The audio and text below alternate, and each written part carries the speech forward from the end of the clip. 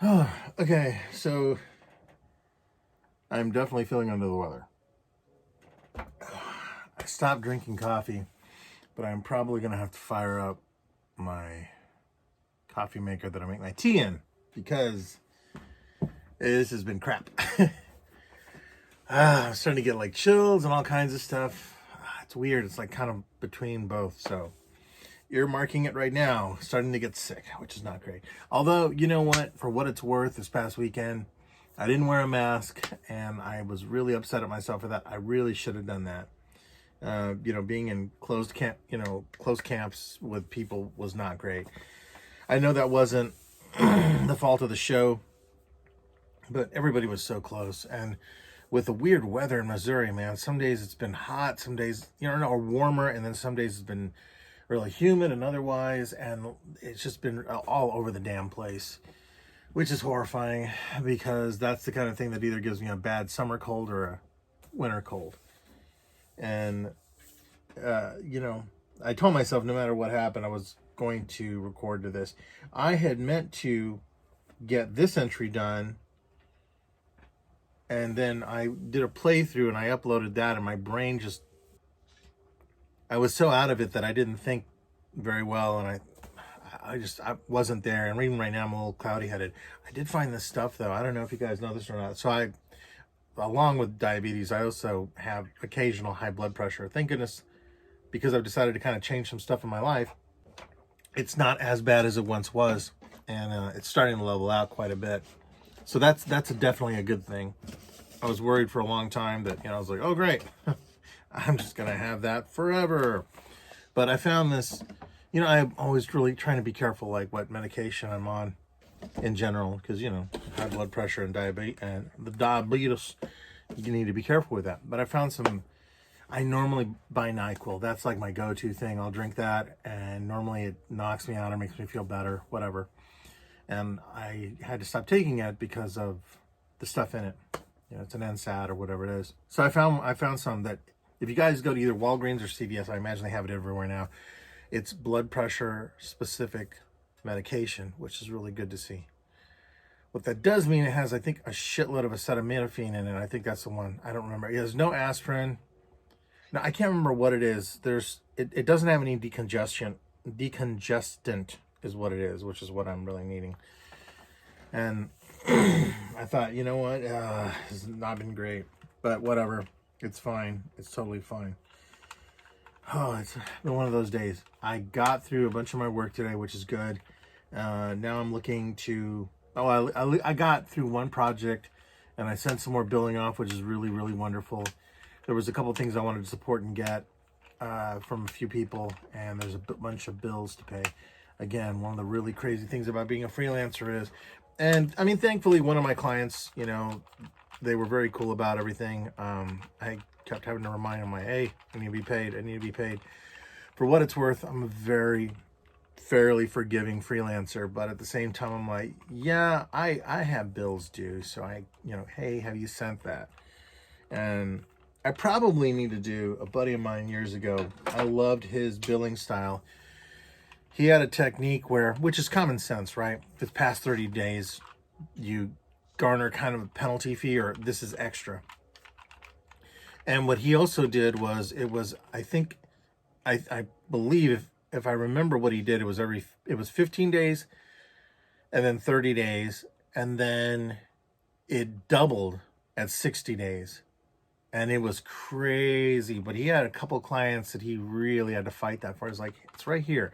You see it. It was in bold letters, all this other sort of thing. And he even did like a faux highlighter sort of thing where he, dropped a yellow background to the text to say, hey, and he would update the graphics on it. It looked really professional, really cool. And I really liked a lot of that stuff too. The other thing too is asking for half up front, which I don't do when I'm doing contractual work for people now. If I do a whole project and I bid out a project, yes, then I expect to have some up front.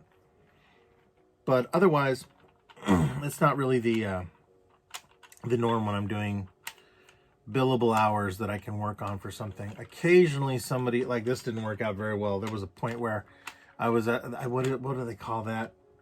Is it a purchase something? I I can't remember exactly what you call it, but it's essentially something where it's almost like you bid on what's remaining of a job, and then they would ascertain a certain amount of money toward it, and then that's the pool you pull from until it's out of money and the project should be done. That can go 6 ways to Sunday too, because if you're not careful, you can end up either overcharging somebody and then owing back, or yeah, it's just a really weird, dodgy thing. Nonetheless, that's where I'm at right now, and I can definitely feel everything's starting to like me out, which is not great. So I'm gonna take it easy, and I'm not gonna make too long of a video. I know I always have more ideas on things I was gonna talk about or say or whatever, but that's fine. It's not a real big deal. I have managed, one good thing I've managed to do is, even though I'm sick, I've managed to start working out daily, just a little bit, not very much, but certainly something I needed to do. And I've also been keeping up. I am now on, I would use my phone to look at it, but I can't tell you right now. I am on, I think, day 247 of learning French, Spanish, German, I almost said English, and Italian, which has been pretty fun. Out of those four, the Spanish, of course, is pretty natural. I know Spanish, I can speak it, but I don't know. It's one of those things where, like, when I'm suddenly in a zone, if I don't have somebody ask me, well, speak some Spanish, then I'm fine. It's something where, if I don't think about it and somebody comes up, and says, ¿se puedes hablar español? I can say, sí, yo puedo hablar muy bien. Pero, and I'll say, but I'm still learning, or, which I just forgot that term right now. When I worked at the stadium, that was something that really saved my ass, was that a lot of people there spoke Spanish. And even when I worked at the museum, the night cleaning crew spoke Spanish. And I think there was two dudes that would come in. So there was the 8 of us security guards, and then there was an additional cleaning crew that was kind of like cleaning everything, scouring everything down. The lady never really spoke to me, but there was 2 cleaner guys that came in, and they would talk to me all the time. They were Hispanic, and I ended up finding out one of them was actually down from Central America, which I was like, oh, that, like South Central America, which is really pretty cool. But that's come in handy there. And it also helped me out on some jobs where now I'm able to understand and read through Spanish a lot better. I could not handwrite to save my life, but I can type it out and kind of see it. It makes me want to go back and read a lot of the letters that my grandmother had sent my family when we were overseas and things like that, just to see how much I understand and what's in there. That's part of a bigger project I'm working on that's covering what I went through as a kid and all this other stuff. That's like another 10-year project sort of thing going on. Aside from that, French has been something I've always... Here's a funny story. The reason that I ended up liking French was because whenever I would watch movies growing up, a lot of times, even in Italy, they didn't transpose those over into Italian. They left a lot of the languages that were there. If they were French or they were German films, that's what they put on TV, and that's what you watched. And then I started watching a lot of foreign films right after high school, and I really fell in love with a lot of films that were just from all over Europe. There was a few French ones that I really enjoyed, and the French language by itself, I mean, everyone says, oh, it's romantic, it's the language of love. I just like it because it's just badass. It's just incredibly cool. And for a while, when I was still doing medieval reenactment, I very much, I love the stories that Alexandre Dumas did of Man in the Iron Mask and the Three Musketeers and, the Count of Monte Cristo, that sort of thing. So there was a lot in there, especially with the Three Musketeers, because, I loved that whole aspect. And for a little while, my goal was to play the part of a musketeer for a long time. But I only kind of halfway got there, but I really wanted to be able to learn the French language and do that sort of thing. And it was also an influence from the lady that used to work at Hallmark, who I helped close down the Canadian arm with. Because I remember some of the conversations, I'd ask her questions like, well, what's this in French? What's this in French? And she asked me with time why I was so interested in it. And I said, it's because I have always been fascinated by polyglots. And Christopher Lee, the actor, was one. And then So, and I've always been an admirer of his ever since I was a kid, and I watched old Hammer horror films. But also, there was a really wonderful show that used to happen here in Kansas City called Spectrum Fantastic Art Live. And it had a bunch of different artists of all levels of fantasy art, but mainly the big top people that would come out to see this show. It was fucking phenomenal. And there was a fellow that, for the life of me, I cannot remember his name. He ended up, I believe, he was somehow connected to Virginie. I can't remember her last name, but she would do fantasy art that was dolls. Just amazing stuff. I want to say her last name was Ropar, but that doesn't sound right. But she was like from somewhere in the middle of Europe. He, I believe, may have been from the Netherlands. Regardless, he knew 5 different languages. And I was entranced listening to him speak French and then switch over to German, then switch over to the Welsh language, and then go back to Italian. And then I think the other language he was learning was Polish. There is so much in there that is rad about that. So I thought, I've got to start learning this. And I tried doing Rosetta Stone. It didn't work. And then I started doing Duolingo, which it's more the game aspect of it, and that sort of thing. And even if I'm only learning like 10 minutes a day, it's something, but I've been really trying to ramp up to do that. And I'll get back to that here in just a moment about ramping up time. But most of it, and that sort of thing, it was also mainly, I was telling her because Eddie Izzard used to perform in French, and he still does. And he performs in French and German and a couple of other different languages. And I have always been fascinated by what they were capable of doing, not only as an actor, but especially as somebody who performed comedy. And there was a point when Eddie said something along the line, it was a joke where he was talking to people and he was describing himself, and I think it was something along the line of Je suis un travesti exécutif, which is an executive transvestite. It's a whole joke about that sort of thing. And he would talk about how, les oranges sont les branches. And so that would be like the monkey, les oranges sont les branches, I think is what it is. And so the monkey is in the branch. And then, but he would say how the monkey would fuck around with him. And he went through this whole thing, and I'm going to butcher it, but basically you can find it on YouTube. But he's going on about, he'd look at les oranges c'est disparu. Les oranges c'est le bicyclette, which, basically the monkey disappeared and then he ended up on a bike. He goes through he mimes through this whole thing, which is really funny. But that was what started it. So then I started thinking, I was like, which is also the same reason too, which is a completely separate thought process, but at the same time, I've mentioned this before, I talk with my hands a lot. I believe it was explained to me one time that because, being on the spectrum or whatever, I tend to speak with my hands a lot. I never realized there was some things I was already coming close in a tiny way to what American Sign Language is. So I became obsessed with this whole idea of I want to be able to talk, and I'd like to be able to have the hand motions. Since I already do it so fluently, or so frequently, not fluently, that I'd like to become more fluent in doing American Sign Language. And when I'm in the app, I'm a fucking rock star. I can figure it out. I'm like, okay, cool, but I need to start doing more. And I realized that on the average, I was only practicing 15 minutes a day between American Sign Language and the 4 different languages. I'm like, that's unacceptable. So there was a challenge that one of my therapists at one point in time, I'm trying to remember which one it was. This was a couple years back. No. It doesn't matter. There was this whole point of, if we want to get better in life at things, take out time to devote to the things you really want, which makes perfect sense, right? But many of us will go, fuck it, I don't feel good. I don't feel good right now. I almost just laid back here in the chair, turned up some Studio Ghibli soundtrack, and just covered myself in a blanket and was going to pass out for a little bit so I could wake up in front of the computer here in about half an hour and get back to work.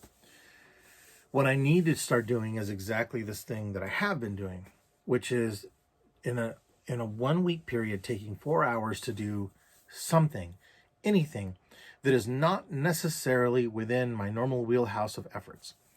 don't draw unless, like, and I mean, it's not that there's a whole bunch of don'ts to it, but the idea is it shouldn't be attached to anything that is causing me stress or anything else like that. Now, that is within reason, but considering how many hours there are in a week and the fact that even people that are working 40-hour work weeks could do something like this. So the idea is you essentially break it down into a whole factor of, I have 4 hours. Instead of watching TV for 4 hours, I could do something else that would make me think about things like, this is exactly why I have this whole thing here. Like this one particular game is a memory game. So it lights up in different ways. And I forget what this is called. What is this thing called? It's Brain Bolt. And so it has a couple of different, so this is different patterns you can match up. There's different games here on the side. And so when you press one, then it lights up another one here. I can't believe I'm actually playing this, looking at this in the thing here. And, now I'm kind of obsessed with this. And so you just go to see, you go as far as you possibly can. And then if you get one wrong, I'll do this wrong purposefully. You screw up. So anyway, I keep these sort of things on hand because it allows me to have a break and think. Well, I do that throughout the day. If I'm really stressed with something, I'll take like 5-10 minutes and quickly have a break and play a quick game like that. Nothing on the computer, but like something handheld. Then I got to thinking, I'm like, well, why am I not approaching that same sort of thing for any aptitudes or skill sets or abilities that I'd like to learn, right? I make a big deal of it when I play a role-playing game and a video game, but in life, I'm not willing to apply that sort of thing. So I started coming up with this idea. I'm like, why am I not treating life like an RPG? That's the big joke, right? Everyone, if you're a gamer, you make jokes about this, but no, truthfully, why am I not doing that? And that's exactly the reason why Duolingo worked for me, was I can see that, oh, I have been doing this for 240 something days. That is a bragging point, a point of pride, but it is also something that allows me to go, yeah, I think so, but I'm not as good. Now, yes, those are days, but really when you do the math, it's far less time because it's only like been 10 or 15 minutes a day, 10 most of the time, and then 5 minutes doing American Sign Language. And in a 24-hour day, why can't I do 1 hour of that? Well, why is that impossible? It's not. With my schedule, it's not impossible. For most people, it's not. If you did it like, even if you did 15 minutes a day, just learning a language, just one language a day, every single day, okay, you probably could get along there further. And it was something that I started taking a look at all kinds of things, but even my hobbies, which that was something that was brought up in therapy, was maybe to combat a lot of the lack of self-worth and other problems that I have, was to jump back into my hobbies and do stuff. And I thought about that. That's a really good point. It would take a lot of the stress off of some of the other mainstream projects and things that I have to do if I had something that I felt like, well, this is just for the fun of it. I have a slew of Lego sets that are not built. I have a bunch of Gundam models and other Warhammer models I need to paint. I have a bunch of things I need to organize in this studio. I have all kinds of things like that to do, and I just don't do them. At the same time, if you guys watch my other playlists on here, I have one where I'm doing the game, Jesus, that just went through my head right now. Love is Dead. And that's one where I specifically hit prior had been, because OBS, the streaming software, shows the timer on there. I know I can, okay, this is going to be a 54-minute run or whatever. So I'll play through a certain amount and then I end it, and then it's pretty much ready to go. I throw it into Premiere and I'm done. And that's about an hour and a half's worth of a 4-hour block that I have. So I take that out. Now I'm still left with 2.5 hours.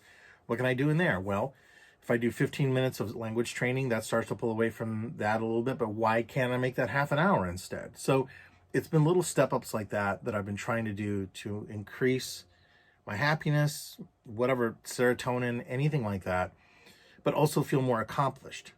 And to also help that out, I've been making little checklists. So there's a reminder every single day for me to do these things. I know I have to do them because I want to do them, but it's also nice to have a checkmark aspect that comes off of there. I kind of wish there was an app that reflected our lives, especially as creators. Did you sketch every day? Because that's something I don't fucking do. I don't sketch every day. I'll sketch on work. I'll sketch on projects and things that I need for other people. But personally, no, I don't. I just don't. It's stupid. It's just absolutely stupid. And that is changing today. So as part of the thing of holding myself accountable, I'm going to start adding that to this and then eventually getting to the point to where I'll be compiling a bunch of these and adding them also on YouTube. So YouTube, in a weird way, is starting to become a very effective way of keeping me completely held accountable for my bullshit. And although it's annoying, it's something that I really want to do because it is far too easy to let time slip by. It's one of those things where, you know, there was a conversation. There's a fellow named Dan Larson. He runs the excellent retro toy and aesthetic channel, Toy Galaxy. And if you're into any of that stuff, he's phenomenal. He does wonderful video essays and episodes on all kinds of things. But I really enjoy his Twitter account because he's not afraid. It's a completely separate thing. It's not the Toy Galaxy brand. It is Dan Larson. And he speaks to a lot of really good things, whether it's political or all these other things, societal aspects. But in a lot of circumstances, they revolve around being a Gen Xer. And he presented something that I was like floored. And I thought, you know, I kind of want to cover something like that. But even just in his Twitter run, he did it so succinctly, it wasn't even funny. He elicited a statement that essentially was like, I don't think there's been any other generation more damaged than us. We were raised on a pitch perfect presentation, that's a lot of P's, of toys, theme songs, collectibles, gotta have them all, fear of missing out, the greatest era of our lives. And to be fair, sure, nostalgia's a hell of a drug. It's a bitch to look back at that. And it is stunning how much we're addicted to that. I've mentioned this before, this entire fucking studio is basically an homage to that. It houses a huge majority of my childhood collection, and including a lot of other things I love that I couldn't have when I was younger. And the responses, the comments back were pretty stunning and wide-ranging. You know, many people like agreed. Some people were like, oh, I don't know about that, you know, that sort of thing. But the truth is that it feeds us into this idea of us never dying, the story never ending, that sort of a thing. We don't like to think of mortality. I'm a little different in that, and that's something that I'll maybe talk about in a different episode or a different entry much later, because it's a much more personal story. But this is a circumstance where, you know, our heroes are consistently upcycled again. You look at something like the Ant-Man, right? Like there's tons of de-aging in that for the older actors when they portray their younger versions. Indiana Jones is doing no differently. There's a ton of them that do that sort of thing. What is it? The Captain Marvel movie had Samuel Jackson de-aged down. And when we look at that sort of thing, that is unprecedented. It used to be you would just go get an actor and they would portray that character and move on. In fact, there's been a lot of deliberation as to what is going to happen after Harrison Ford literally hangs up the whip. This movie coming out has got to be the last one. And I'm hoping that they're going out on a good burn on this one, that this is going to go really well. It's going to burn bright. It's going to be wonderful. And it'll be great. But I do think that The Last Crusade, which is absolutely my favorite Indiana Jones film, was it. It should have stayed there. It shouldn't have gone any further. That's just my own stupid, probably myopic view on things, but it's where I think it should have been. And there's been a lot of discussion as to whether or not, because we were indoctrinated to the better part of 1 to 2 decades worth of this, from roughly 1982 to about 1998, somewhere in there was a powerful amount of bullshit that was just pummeled upon us, and we keep getting it given back to us. I mean, I buy Jurassic Park toys and collectibles and things. The movie came out in 1993. And it's still going strong. I finally have the toys I'd always wanted, or the collectibles. Video games are the same way. It is a lot of food for thought. I'm going to go ahead and end this now, because I can definitely feel my medication kind of wearing off. Thanks for watching, guys, and I will catch you in the next journal entry.